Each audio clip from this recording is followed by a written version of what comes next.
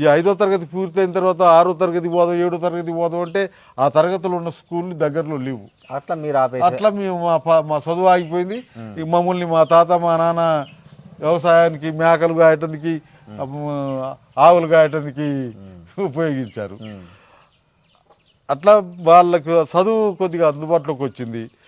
ఈ ఊళ్ళే 3వ తరగతి దాకా చదువుకున్నాక 3వ తరగతి నుండి గవర్నమెంట్ స్కూల్ వచ్చింది. ఇక్కడ సుదిమల్ల గర్ల్స్ హాస్టల్ అని వచ్చింది.